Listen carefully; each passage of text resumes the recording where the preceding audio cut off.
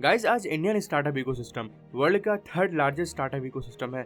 साल 2021 में हर हफ्ते इंडिया ने एक यूनिकॉर्न जनरेट किया था, ब्रिटेन और जर्मनी से भी ज्यादा। यूनिकॉर्न वो बिजनेसेस होते हैं जिनकी वैल्यूएशन $1 बिलियन से ज्यादा होती है। सिर्फ 2021 में इंडियन स्टार्टअप्स को $42 बिलियन की फंडिंग मिली थी, जो कि चाइना जैसी कंट्री से डबल है। और साल 2015 के बाद कुछ startups successfully consumer behaviour shift करने में कामयाब भी रहे। एग्जाम्पल ओला, ओयो, जोमेटो और भी बहुत से हैं। बट इन सब प्रॉस के अलावा भी आज 2022 में इंडियन स्टार्टअप इकोसिस्टम बुरी तरह सफर कर रहा है। 100 में से 77 स्टार्टअप्स आज लॉसेज में है। क्रिटिकल पॉइंट तो ये है कि 35% स्टार्टअप्स ने अभी तक प्रॉफिट की शक्ल भी नहीं देखी। रिकॉर्ड फंडिंग्स के बाद भी इनकी बैलेंस शीट्स बिल्कुल फ्लैट हैं। और अभी रिसेंटली एक के बाद एक आईपीओस भी लगातार फेल होते गए, जैसे LIC, पेटीएम, जोमेटो या कार्डरेड। इन सभी के आईपीओस बुरी तरह क्रैश किए। पेटीएम का आईपीओ लिस्ट हुआ था 2150 रुपये पर शेयर, जो कि दूसरे दिन 27% के लॉस पे था और आज 601 रुपये पर शेयर पे है। अब कई लोग ये आर्ग्यू कर सकते हैं कि पेटीएम के फंडामेंटल्स स्ट्रांग नहीं थे। तो अगर ऐसा है तो LIC, जो कि काफ़ी स्ट्रांग PSU है, उसका आईपीओ तो फेल नहीं होना चाहिए था, मगर LIC का आईपीओ भी क्रैश हुआ। LIC का लिस्टिंग प्राइस था ₹902 से 949 के बीच, जो कि आज 642 रुपीज़ पर है, जिसकी वजह से LIC की वैल्यूएशन भी 1.3 लाख करोड़ कम हो गई। और ऐसा ही कार्डरेड के आईपीओ के साथ हुआ। उनका आईपीओ दूसरे दिन 60% के लॉस पर था। बाय द वे, पेटीएम पर मैंने अलग से डिटेल वीडियो बनाई है कि पेटीएम फेल क्यों हो रहा है। आप ऊपर आई बटन पर जाके देख सकते हैं। तो hey guys, this is boy K, और आज की इस वीडियो में हम जानेंगे कि इतनी हाइप और रिकॉर्ड फंडिंग्स के बाद भी ये स्टार्टअप्स फेल क्यों हो रहे हैं। और गाइस, वीडियो के एंड में हम एक थ्योरी के बारे में समझेंगे, जो कि मेरे हिसाब से one of the biggest reason है इन स्टार्टअप्स के फेलियर को लेकर। So let's start. दोस्तों, एक टिपिकल बिजनेस या स्टार्टअप होता क्या है और वो ग्रो कैसे करता है? तो देखिए, सबसे पहले तो एक फाउंडर होता है जो अपने आइडिया से सर्विसेज या प्रोडक्ट्स बनाता है और उसे लोगों में बेचता है और धीरे धीरे उससे प्रॉफिट जनरेट करता है। और अगर उसे अपना बिजनेस एक्सपैंड करना है, जिसके लिए कैपिटल की जरूरत होती है, तो या तो वो अपने बिजनेस में अपने प्रॉफिट्स को ही रीइन्वेस्ट करे या फिर पैसे कहीं और से जुगाड़ कर ले। मगर अनफॉर्चुनेटली आज की डेट में ये जो इंडियन स्टार्टअप्स हैं, ये इस बेसिक सी चीज़ यानी प्रॉफिट कमाने में ही फेल कर रहे हैं, या फिर शायद उनका फोकस प्रॉफिट पर है ही नहीं। एक्चुअली फैक्ट तो ये है कि आज के स्टार्टअप्स प्रॉफिट पर ध्यान ही नहीं दे रहे। इनका मेन मोटिव है साम दाम दंड भेद लगाकर जैसे तैसे कस्टमर्स एक्वायर कर लेना, और एक बार कस्टमर्स इनके प्लेटफॉर्म पर आ भर जाए, बाकी प्रॉफिट तो ये बाद में बना लेंगे। जैसे ओला कैब्स। ओला ने स्टार्टिंग में अपने कस्टमर्स को 70% तक वेवर दिया और ड्राइवर्स को 75% कमीशन के साथ न्यू ड्राइवर्स को हेवी इंसेंटिव्स भी देते थे। और अपने इनिशियल डेज में इन्होंने अपना 40% एक्सपेंस सिर्फ मार्केटिंग और कस्टमर एक्वायर करने पर ही खर्च किया। और $950 मिलियन फंडिंग्स उठाने के बाद साल 2015 में ओला एक यूनिकॉर्न बन गया। और अब इन्वेस्टर्स बुलिश थे कि अब तो ओला प्रॉफिट कमाएगी ही कमाएगी, मगर अनफॉर्चुनेटली वो दिन आज तक नहीं आया। एक्चुअली ओला का कस्टमर एक्विजिशन कॉस्ट बहुत ज़्यादा है। जहां ऊबर का कस्टमर एक्विजिशन कॉस्ट मात्र 78 रुपये है, वहीं ओला का 200 रुपये है। और अब जब ये कंपनी प्रॉफिट में नहीं है, तो अपने एक्सपेंसेस कम करने के लिए कंपनीज ले ऑफ करती हैं। पिछले 3 सालों में ओला ने 2100 एम्प्लॉयज़ निकाले हैं। इसके साथ ही ओला ने अपने ड्राइवर्स के कमीशन भी कम किए हैं, जिस वजह से कई बार इनके ड्राइवर्स ने प्रोटेस्ट भी किए। एक्चुअली ये जो इन्वेस्टर्स इंडियन स्टार्टअप्स को लेकर बुलिश हैं, इसी वजह से ये और दिल खोलकर अपने फंड्स दिए जा रहे हैं। एडटेक कंपनी वेदांतु 2014 में शुरू हुई थी और 2015 से 17 के बीच इन्होंने फंडिंग उठाई सिर्फ $4 लाख की, मगर 2018 से 19 के बीच $153 मिलियन की फंडिंग ली। और उसके अगले ही सिर्फ एक साल में यानी 2020 में अप्रॉक्स $240 मिलियन की फंडिंग के साथ ऑब्वियसली वेदांतु एक यूनिकॉर्न बन गया। मगर इसी के साथ वेदांतु का लॉस भी 762 मिलियंस का था। मतलब ये तो मजाक वाली बात हो गई। ऐसा ही कुछ मीशो के केस में भी हुआ। 2015 में उन्होंने $18 लाख की फंडिंग उठाई और 2016 से 19 के बीच $215 मिलियन की फंडिंग, फिर 2020 में $870 मिलियन की। और मीशो के केस में भी यही हुआ। इतनी फंडिंग्स के बाद भी इनका लॉस आसमान छू रहा था। ये कंपनी आज $650 मिलियन के लॉस में है। और अनअकैडमी, जो कि एडटेक इंडस्ट्री में सबसे ज़्यादा पॉपुलर है, उनका लॉस ऑलमोस्ट $2 बिलियन का है। गाइस, 2 बिलियन छोटा अमाउंट नहीं होता।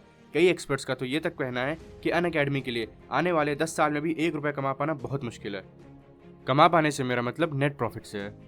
अनअकैडमी ने अपनी फंडिंग सिर्फ और सिर्फ मार्केटिंग और एक्विजिशन पर खर्च की। एक्विजिशन जैसे wifi study, code chef etcetera. Unacademy ने टोटल ऐसी 11 एक्विजिशंस करी हैं, जिनसे थोड़ा बहुत प्रॉफिट हो भी रहा है, बट वो इतनी बड़ी कंपनी के लिए ना के बराबर है।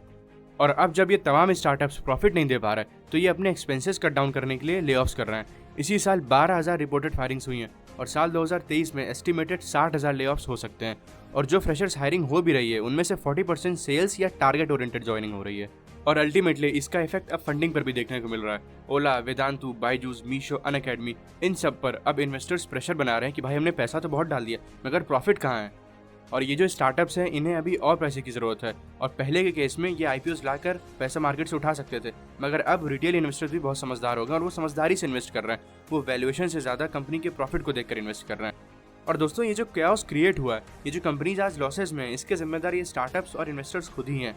इन्वेस्टर्स ने प्रॉफिट्स को दरकिनार कर सिर्फ 3 चीज़ों पर ध्यान दिया: daily active users, monthly active users और ग्रॉस मर्चेंडाइज वैल्यू किस कंपनी की ज़्यादा है।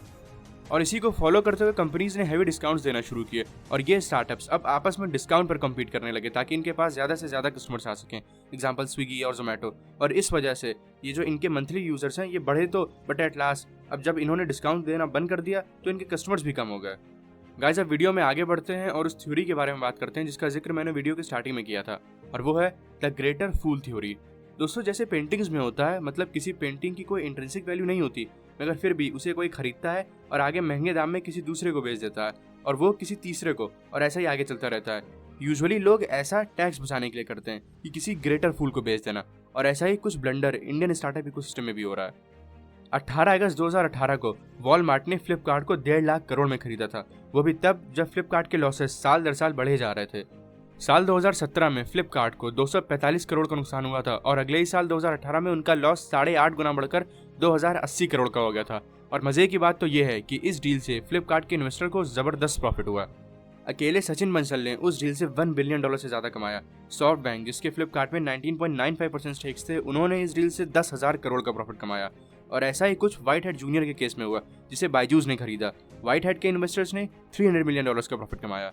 अब इससे हुआ ये कि इन्वेस्टर्स उन कंपनीज में ज़्यादा इंटरेस्टेड होते गए जिसमें वो लॉन्ग टर्म के बजाय सिर्फ 4-5 सालों में ही बस कंपनी की वैल्यूएशन पंप करवा के अपना प्रॉफिट बुक करके निकल सकें।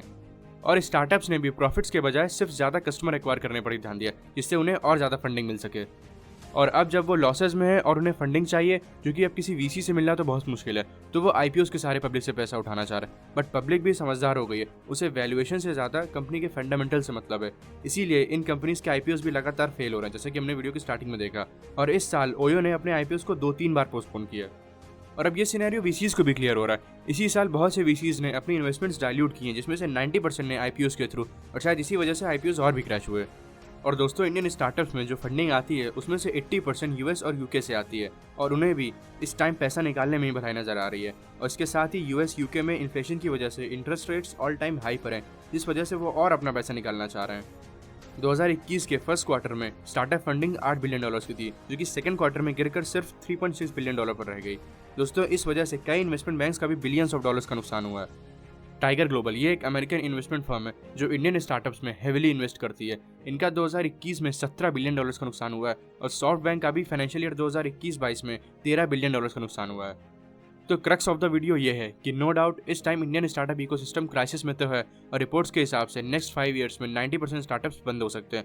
बट फिर भी जिनकी वैल्यूएशन $1 बिलियन से ज़्यादा है वो ये फेज सर्वाइव कर सकते हैं, और अगर by chance world wide recession आता है तो इनकी हालत और टाइट हो सकती है। तो अब ये तो टाइम ही बताएगा कि आगे ये सब किस डायरेक्शन में जाएगा। और इस टाइम गवर्नमेंट को इस सिचुएशन में और बड़ी पिक्चर को एड्रेस करना चाहिए। गवर्नमेंट स्टार्टअप्स को प्रमोट कर रही है, बहुत अच्छी बात है। गवर्नमेंट ने कॉर्पोरेट टैक्स 32% से घटाकर 22% पर कर दिया, बहुत अच्छी बात है।